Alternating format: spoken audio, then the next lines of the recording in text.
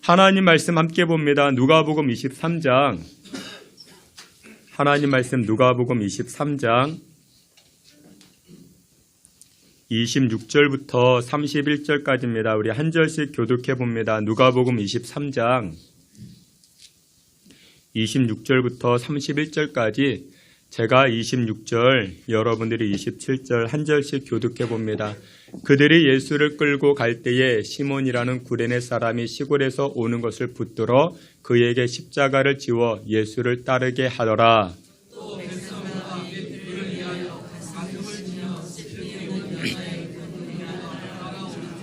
예수께서 돌이켜 그들을 향하여 이르시되 예루살렘의 딸들아 나를 위하여 울지 말고 너희와 너희 자녀를 위하여 울라.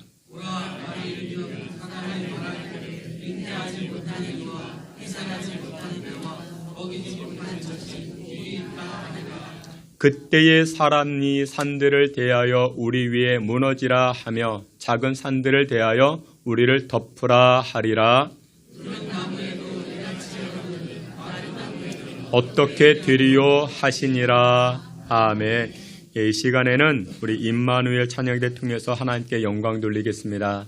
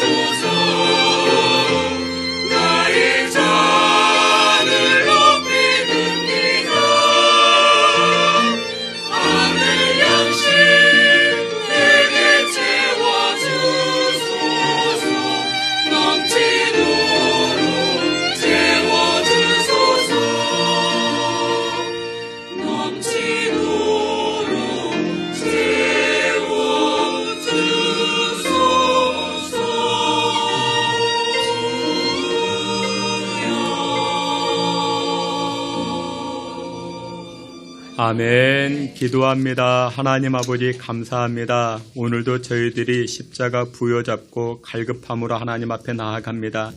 우리의 생수 또한 능력이 되는 하나님의 말씀으로 우리의 심령이 채워지게 하시고 그로 인하여 하나님 부어주시는 복을 받아 누리는 주의 백성들 되게 하여 주시옵소서. 예수 그리스도의 이름으로 기도하옵나이다. 아멘.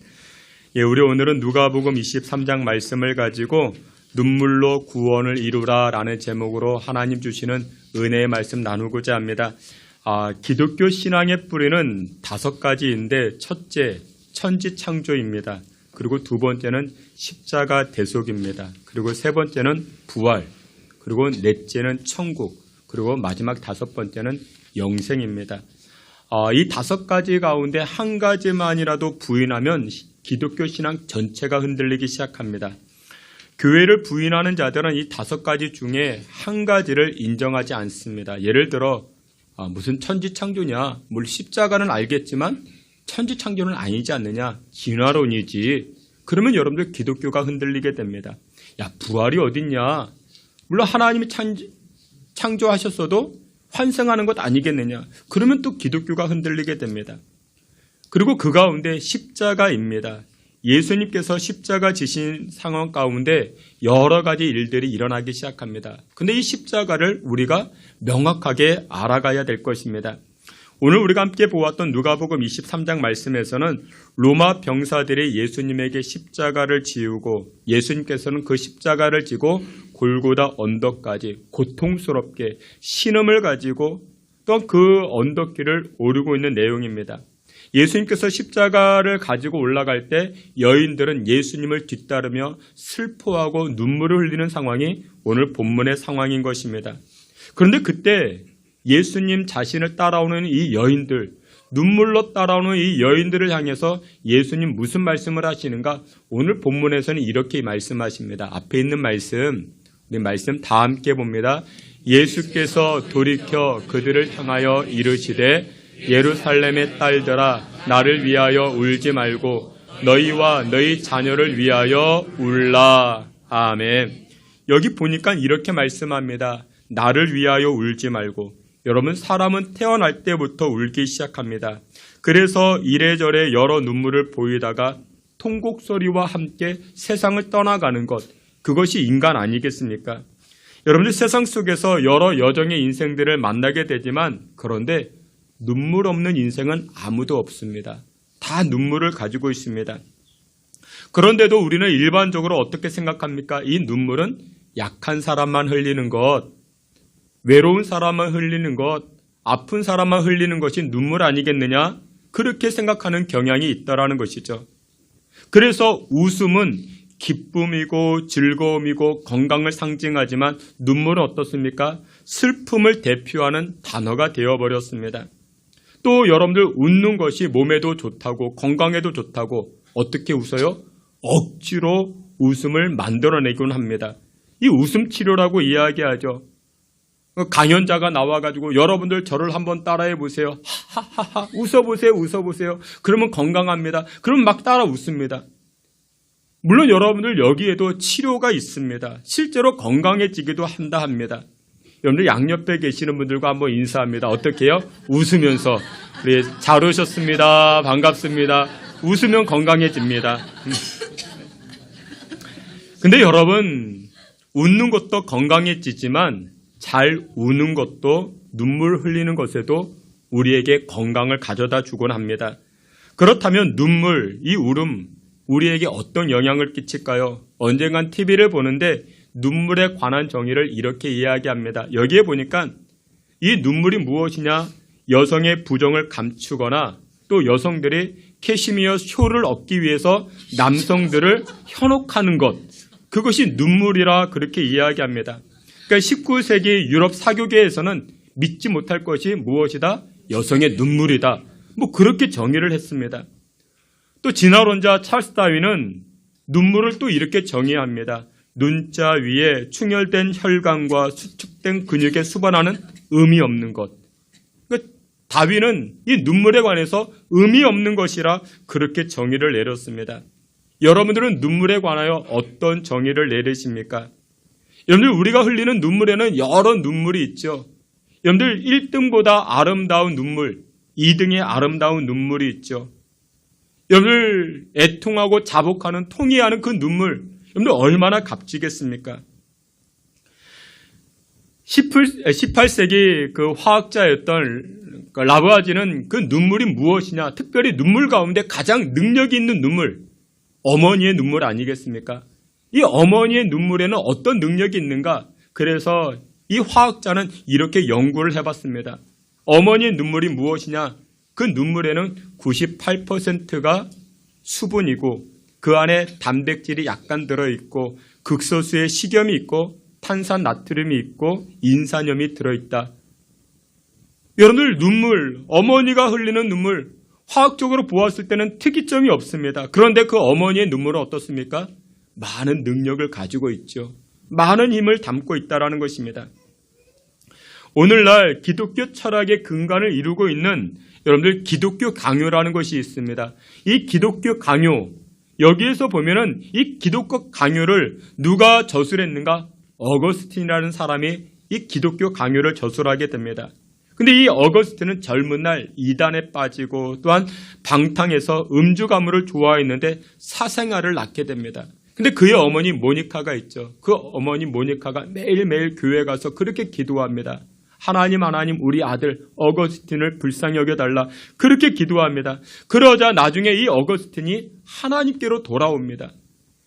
이 모니카, 그의 어머니 모니카가 눈물로 기도할 때 유명한 이야기가 있죠. 대주교가 찾아와서 그렇게 이야기합니다. 낙심하고 있는 이 모니카를 향해서 이렇게 이야기합니다. 어머니의 눈물의 기도는 하나도 땅에 떨어지지 않습니다. 그 유명한 이야기가 있습니다. 여러분 그렇습니다.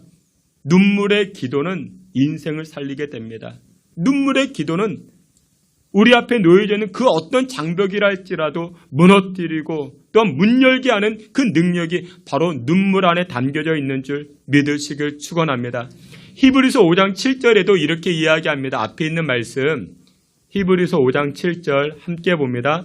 그는 육체에 계실 때에 자기를 죽음에서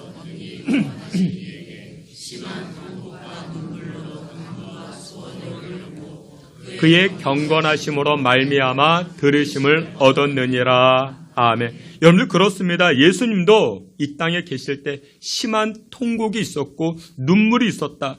하나님은 그 통곡과 눈물을 보시고 어떻게 하셨다? 응답해 주셨다. 능력을 허락해 주셨다라는 것입니다. 여러분 그렇습니다. 우리가 예배당에 나와 흘리는 눈물, 그 눈물에는 능력이 있습니다. 우리가 통곡과 부르짖음으로 하나님 앞에 나아갈 때 그 통곡과 부르짖음을 통해서 하늘 보좌가 움직이게 되는 줄 믿으시길 축원합니다. 오늘 본문에서 십자가 지시는 예수님께서 자신을 따라오는 여인들, 이 여인들의 눈물에 관하여 우리 예수님 이렇게 말씀하십니다. 여러분 나를 위하여 울지 마십시오. 여성들에게 말씀합니다. 여러분은 나를 위하여 울지 마십시오. 그렇게 이야기합니다. 우리 앞에 있는 28절 말씀 다 함께 보겠습니다. 예수께서 돌이켜 그들을 향하여 이르시되 예루살렘의 딸들아 나를 위하여 울지 말고 너희와 너희 자녀를 위하여 울라. 아멘. 예수님께서 십자가를 지고 골고다를 향하게 됩니다. 예수님께서 모진 고난을 당하십니다. 십자가를 지고 가십니다. 33살 젊디 젊은 나이 아니겠습니까? 가난한 이들과 함께했던 예수님, 그들과 삶의 애환을 나누었던 순수 청년 예수님이었습니다. 그런 예수님이 아무런 죄도 없이 지금 십자가를 지고 골고다 언덕길을 오르고 있는 것입니다. 그때 많은 여인들이 이 예수님을 따라가면서 애통함으로 눈물을 흘리고 있는 것입니다. 여러분 생각해 보세요. 누군가가 나를 위하여 울어주고 있습니다. 누군가가 나를 위하여 눈물 흘리고 있으면 고마운 일 아니겠습니까? 여러분들 능력 중에 최고의 능력이 무슨 능력이라고요?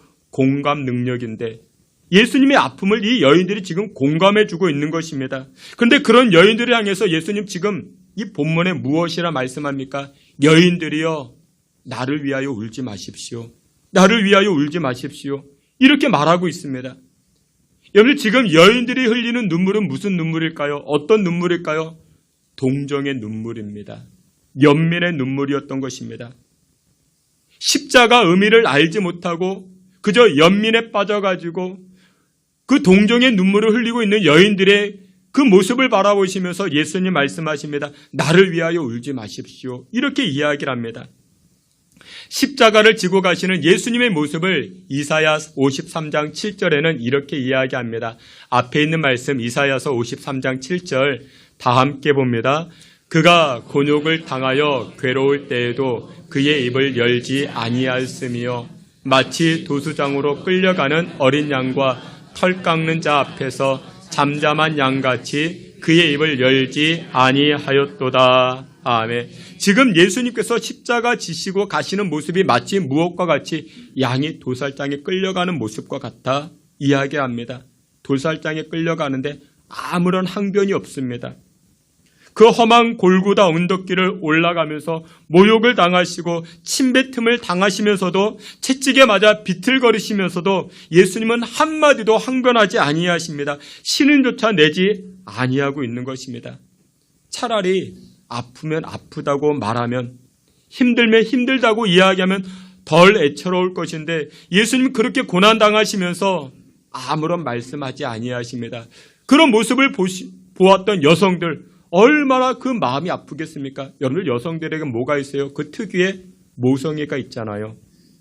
그 애처로운, 그 가벼운, 그 가여운 그 예수님의 모습을 보면서 이 여인들이 지금 흐느껴 울기 시작합니다. 그러자 그 여인들을 향하여 예수님이 이렇게 말씀하십니다. 여인들이여, 여인들이여, 나를 위하여 울지 마십시오. 그러면 왜 그렇게 말하고 있는가? 지금 이 여인들은요, 눈앞에 일어난 현상만 보고 눈물 흘리기 시작합니다. 그 이유를 바라보지 못했던 것입니다. 십자가의 아픔만 보았지 십자가 이후에 주어지는 영광과 부활을 보지 못했다라는 것입니다. 여러분들 예수님께서 십자가 지실 때 하신 말씀이 이와 같은 말씀이 있으십니다. 누가복음 23장 34절인데 앞에 있는 말씀 함께 보시겠습니다. 예수께서 이르시되 아버지 저들을 사하여 주옵소서 자기들이 하는 것을 알지 못함이니이다 하시더라. 아멘. 예수님께서 십자가 달리셨을 때 군중들이 했던 행동들을 가지고 예수님이 하나님께 기도했던 내용이 이것이었습니다. 하나님, 저들이 지금 알지 못합니다. 무슨 행동을 하고 있는지 알지 못합니다. 똑같이 여인들도 마찬가지입니다. 자기들이 울고 있는데 왜 울고 있는지 저들은 알지 못합니다. 알지 못합니다 라고 이야기하고 있습니다. 여러분들 그렇습니다. 우리는 잘 알지 못합니다. 그래서 여러분들 성경을 보셔야 됩니다. 말씀을 보아야 됩니다. 오늘 본문의 이 여인들도 제대로 알지 못하면서 울고 있습니다. 눈물 흘리고 있습니다. 오늘 본문에 등장한 여인들은 예수님 죽는다는 그 현상만 보기 때문에 슬퍼할 수밖에 없었습니다. 사람은 어느 누구든지 죽음 앞에 슬퍼하곤 합니다. 그러나 예수님, 이 예수님의 죽음은 그냥 단순한 죽음 아닙니다. 어떤 죽음입니까? 우리의 죄를 대신하는 죽음이었고 우리의 허물을 용서하시는 구원의 십자가이시고 그리고 십자가 죽음 이후에 무엇이 나타납니까? 부활과 영생의 기쁨이 나타나 있는 것입니다. 여러분들 그렇습니다. 십자가 죽음 없이는 영생과 부활과 기쁨을 누릴 수가 없는 것입니다. 근데 지금 이 눈물 흘리는 이 여인들은 십자가 다음을 바라보지 못하고 있는 것입니다. 신앙은 둘째고 믿음도 둘째입니다. 지금 이 여인들은 무엇에 빠져 있습니까? 동정에 빠져 있는 것입니다. 연민에 빠져 있는 것입니다. 사랑하시는 귀한 성도 여러분들, 여러분들의 눈물은 어떠십니까? 여러분들은 무엇 때문에 눈물을 흘리십니까? 동정 아닙니다. 여러분들 연민 아닙니다. 십자가 이유를 바라보실 수 있는 믿음의 역사가 나타나시기를 주님의 이름으로 축원합니다. 그렇다면 우리는 과연 신앙생활하면서 어떤 눈물을 흘려야 될까요? 어떤 눈물이 지금 우리에게 필요할까요? 오늘 본문의 두 번째로 이렇게 이야기합니다. 오늘 예수님께서는 이 여인들을 향하여 너희와 자녀들을 울라 말씀하고 있습니다. 너희와 너희 자녀들을 위하여 눈물을 흘리라 말씀하고 있습니다. 오늘 본문 28절입니다. 28절 이 말씀 다 함께 봅니다. 예수께서 돌이켜 그들을 향하여 이르시되 예루살렘의 딸들아 나를 위하여 울지 말고 너희와 너희 자녀를 위하여 울라. 아멘. 여러분들, 예수님께서는 명확하게 말씀합니다. 나를 위하여 울지 말고 너희와 너희 자녀들을 위하여 눈물을 흘려라 말씀하고 있습니다. 그런데 이 말씀에 관하여서는 명확한 의미는 이것입니다. 구원에 관한 말씀이 됩니다. 29절을 보면 이렇게 이야기합니다. 보라, 날이 이르면 사람이 말하기를 잉태하지 못하는 이와 해산하지 못한 배와 먹이지 못한 젖이 복이 있다 하리라. 이런 말씀을 합니다. 여기에 보면 날이 이르면, 여기서 날이라는 것은 바로 구원의 때를 상징합니다. 구체적으로 예수님께서는 이미 누가복음 19장에도 말씀하셨습니다. 예루살렘 성을 바라보시면서 예수님도 눈물 흘리시고 한탄하셨습니다. 통곡하셨습니다. 그 이유는 무엇이냐? 역사적으로 이 예루살렘이 로마 장군에 의해서 이 예루살렘이 무너집니다. 그러니까 구원받지 못하는 예수 그리스도의 심판의 때를 보셨기 때문에 예수님께서 눈물을 흘리셨다라는 것입니다. 여러분들은 여러분들의 인생 가운데 무엇을 가장 중요하게 생각하십니까? 여러분들은 여러분들의 인생에서 무엇이 가장 중요하다 생각하십니까? 작아도 내 명의로 된 작은 건물 하나 있는 거 얼마나 소중하겠는가? 이것을 소중하게 생각하는 사람도 있을 것입니다. 근사한 자동차, 이것을 소중하게 생각하는 분도 계실 것입니다. 나의 명예를 높여주는 것, 그것을 소중하게 생각하는 분도 계실 것입니다. 물론 이런 것들도 다 소중한 것들입니다. 근데 여기에만 머물며 산다면 유치한 인생 아니겠습니까? 옷 한 벌 살려고 적금을 듭니다. 졸업장 하나 받으려고 몇 년의 시간을 투자합니다. 승진 하나 하려고 얼마나 많은 애를 쓰는지 모릅니다. 물론 그것들 다 필요합니다. 그러나 그것에만 매여 살면 근데 얼마나 그 수준이 낮겠습니까? 세상은 거기에 목매어 살고 있습니다. 그러나 신앙의 사람들은 어떻게 해야 됩니까? 그것보다 한 단계 위의 삶을 살아가야 될 것입니다. 여러분들이 다 가졌다고 생각해 보십시오. 남들 부러워하는 건물주입니다. 남들 이렇게 부러워하는 좋은 자동차도 가지고 있습니다. 남들 부러워하는 그 모든 것들을 다 가지고 있습니다. 그런데 하나님을 외면하고 하나님을 떠나 있습니다. 다 가졌는데 하나님을 등지고 있습니다. 하나님을 떠나 있습니다. 그러면 예수 그리스도의 재림의 때에, 심판의 때에 징계가 따르게 되는데, 진노가 따르게 되는데 그때 어떻게 될 것이냐? 여러분들, 그 심판의 때는 우리에게 반드시 다가옵니다. 반드시 돌아옵니다. 다른 교통수단과 비교해 보니까 비행기가 떨어질 확률이 얼마나 되는가? 1억 분의 1이라 말합니다. 여러분, 생각보다 비행기가 안전합니다. 벼락 맞을 확률은 얼마나 될까요? 1300만 분의 1이라 말합니다. 근데 여러분들, 사람이 죽을 확률은 얼마나 될까요? 사람이 죽을 확률은 100분의 100입니다. 우리는 다 죽습니다. 그 얘기는 무엇이냐? 우리에게 무엇이 다가온다? 심판의 날이 다가온다라는 것입니다. 그러니까 누가복음에서는 이것을 계속해서 강조하고 있습니다. 보라, 그날이 이르게 되면은, 그때가 다가오게 되면은 하나님을 등진 사람, 창조주 하나님을 거부한 사람들에게 임하는 심판과 저주가 너무나도 큰데, 그 심판과 저주로 말미암아 그때에는 사람들이 어떻게 하리라? 고통과 신음의 소리로 가득 차게 되리라. 그래서 예수님은 뭐라고 이야기합니까? 차라리 그때 나지 아니한 사람이 복이 된다. 그런데 인간 사회에서는 아이가 잉태되어지고 순산하고 젖먹는 이 아이를 바라보게 되면 복이 있다라고 이야기하지 않습니까? 근데 예수님은 오늘 본문에 뭐라고 말씀하십니까? 그 심판의 때에 하나님을 등지고 있는 사람들은 차라리 나지 않는 것이 복이 된다. 왜냐? 그 고통이 너무나도 심하기 때문에. 그래서 오늘 본문에서는 예수님은 무엇이라 말씀합니까? 이 눈물 흘리는 여인들을 향하여 나를 위하여 울지 말고 너희와 너희 자녀들을 위하여 울라 말하고 있습니다. 그 얘기는 무엇이냐? 자녀들의 신앙과 너희들의 영성을 놓고 기도하라. 눈물의 기도를 보이라 말씀하고 있는 것입니다.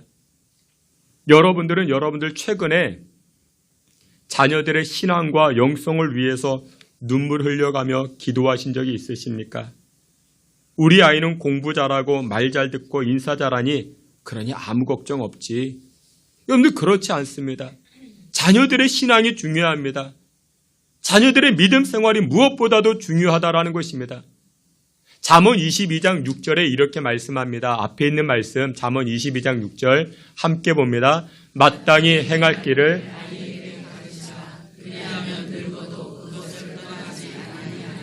아멘. 여기 보니까 자녀들에게 마땅히 가르쳐야 될 것이 있다 이야기를 합니다. 무엇을 가르쳐야 될까요? 자녀들에게 무엇 가르쳐야 될까요?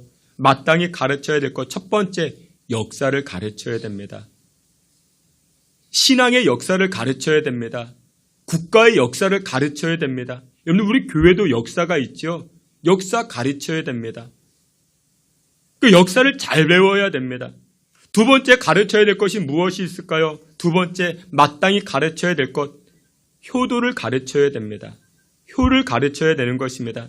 성경에서 우리에게 복주마 약속하신 것 가운데 한 가지가 무엇이냐? 바로 효도입니다. 효를 실행하는 자, 효를 감당하는 자, 그 자녀들에게 하나님께서 큰 복을 주신다. 땅을 기업으로 주신다 말씀하고 있습니다. 여러분들 어렸을 때 아이들에게 이 효도를 가르치셔야 됩니다.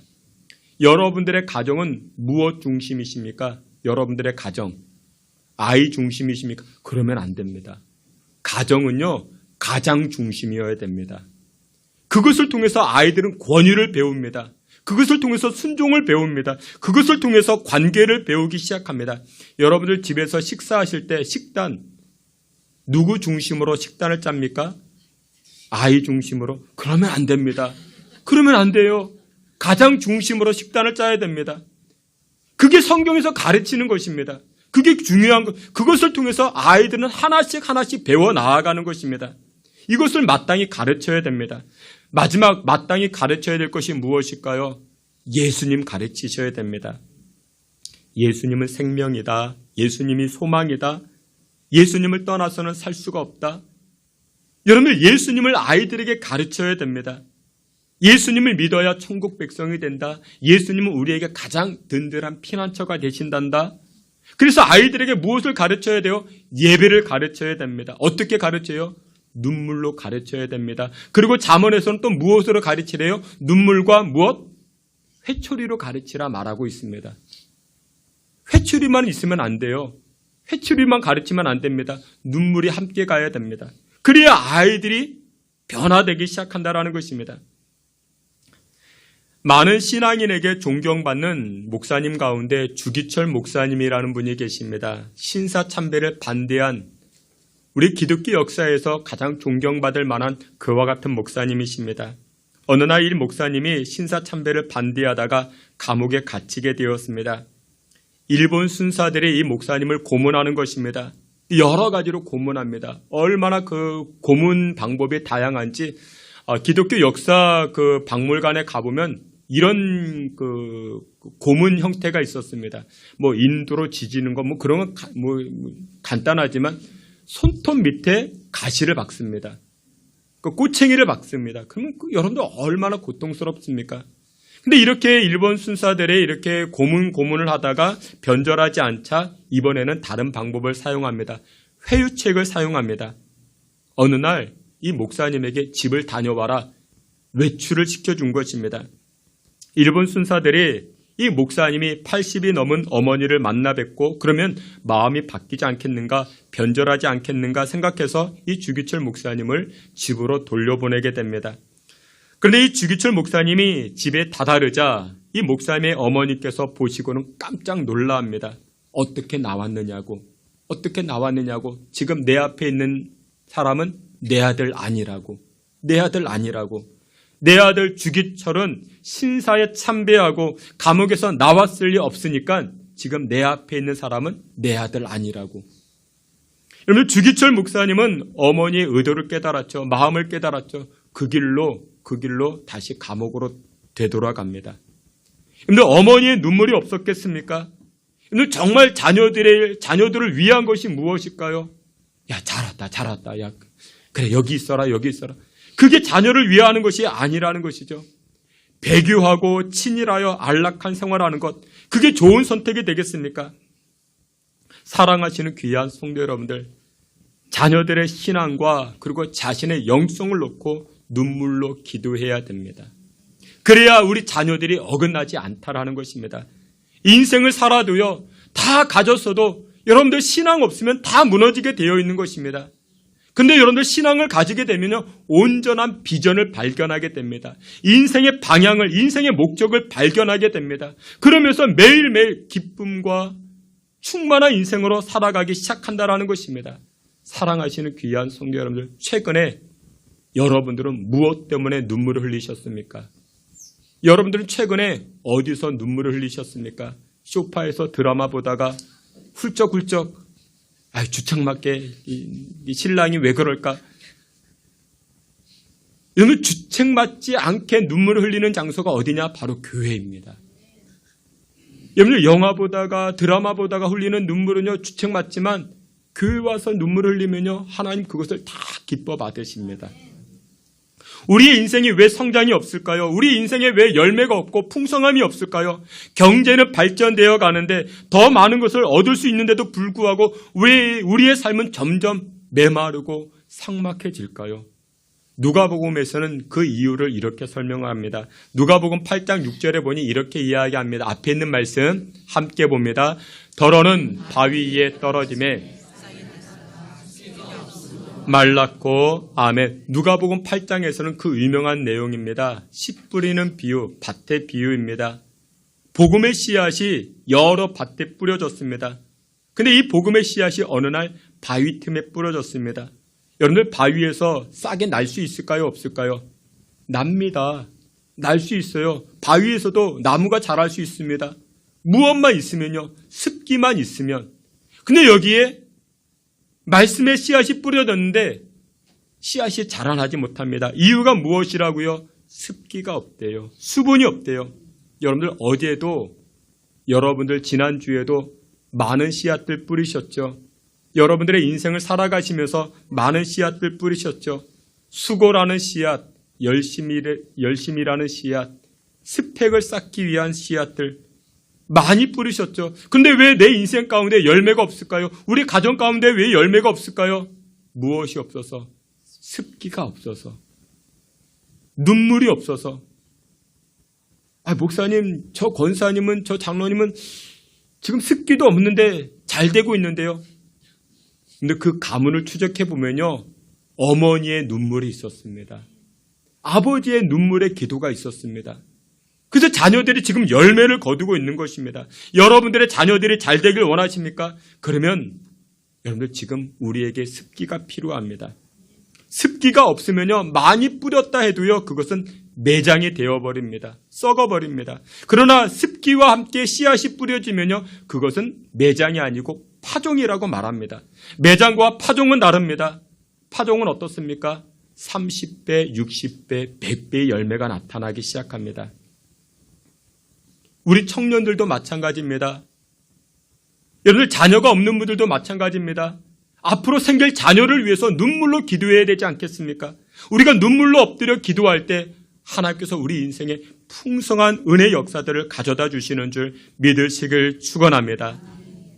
예배당에 나와서 흘리는 눈물은요, 이런 눈물 저런 눈물 모두 다 하나님 앞에 축복된 눈물이 됩니다. 하나님께서 우리에게 은혜를 주시기 위해서 먼저 어떻게 하실까요? 우리에게 눈물을 주십니다. 교회에 나왔는데 눈물이 나는 거예요. 찬송을 해도 눈물이 나는 거예요. 장로님이 기도를 해도 눈물이 납니다. 목사님이 강단에 서 있기만 해도 눈물이 나고요. 어떤 집사님이 그랬다잖아요. 그 초신자 때인데 이분이 교회를 와가지고 그렇게 눈물을 흘리더래요. 그래서 목사님이 이렇게 설교에 은혜가 되는 것이구나. 이번 주에도 눈물을 흘리고 다음 주에도 눈물을 흘리고 막 그렇게 눈물을 흘리는 거예요. 근데 나중에 이분이 집사님이 되고 나가지고 신앙 고백을 합니다. 목사님 제가 그때 신앙이 없었을 때 교회 와서 많이 울었잖아요. 왜? 그쵸. 그때 왜 이렇게 많이 우셨을까요? 그때 설교가 은혜됐을까요? 근데 그 집사님이 그렇게 목사님이 되게 불쌍해 보였대요. 목사님이 이렇게 홀쭉 말라가지고 너무 불쌍해 보여가지고 설교는 전혀 생각도 안 나고 그냥 불쌍해서 눈물만 났다고. 그런데 그분이 믿음이 생기고 신앙이, 여러분들 예배당에 와서 흘리는 눈물은요, 놀라운 기적이 나타납니다. 어떤 분이요, 그건 예전에 실화입니다. 이제 아이들에게 이제 여름 성경학교 한다고, 여름 캠프 한다고 교회에서 이렇게 광고를 낸 거예요. 그러자 교회 이제 바로 건너편에 있던 빌라에 사는 어떤 아주머니가 이 아이에게 이제 여름 성경학교 가자고, 이 아이들이 교회를 다녔던 것 같아요. 엄마는 안 다니는데. 그래서 이제 친한 친구들 엄마들과 같이 이렇게 여름 성경 캠프 거기에 참여를 했다고 합니다. 근데 참여를 했는데 이분은 교회를 처음 간 거예요. 엄마가 친구들하고, 안 믿는 친구들하고, 애들은 교회 다니니까. 근데 교회 갈 때 교회가 뭔지도 모르고, 그래서 뭘 준비했냐면 소주를 사갔대요. 저녁에 친구들끼리 이렇게 한잔 하려고 아주 그냥, 여러분들 이것은 악의적인 마음이 아니고 그냥 몰라, 순수한 마음으로. 근데 예배를 드리는데 그렇게 눈물이 나더래요. 은혜 받아서 눈물이 났을까요? 아니죠. 이분도 목사님이 불쌍해 보여서, 아침부터 저녁까지 이렇게 혼자서 뛰어다니는 모습을 보고 너무 불쌍해서, 조금 있으면 자기들하고 친구들하고 술 한잔 할 건데 목사님을 초청해야 되나. 눈물이 났대요. 근데 믿음이 생긴 거예요. 몇 년 지나서 믿음이 생긴 거예요. 여러분들 교회에 와서, 예배당에 와서 흘리는 눈물은요, 하나님 예비된 눈물입니다. 근데 여러분들 최근에 여러분들 언제 무엇 때문에 눈물을 흘리셨습니까?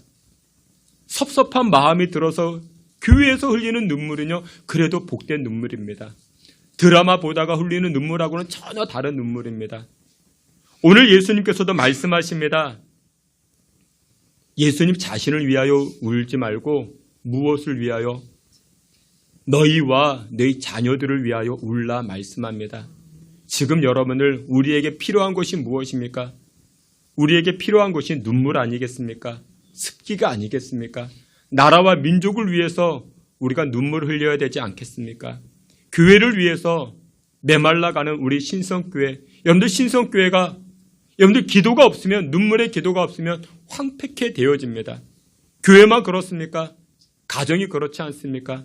주께서 사랑하시는 귀한 성도 여러분들, 우리 자녀들의 영성과 자신의 신앙을 놓고 눈물로 나아갈 수 있는 저와 여러분 되어 하나님의 풍성케 하시는 은혜를 누리며 살아가시기를 주님의 이름으로 축원합니다. 아멘. 하나님 아버지, 우리는 빈들과 같습니다.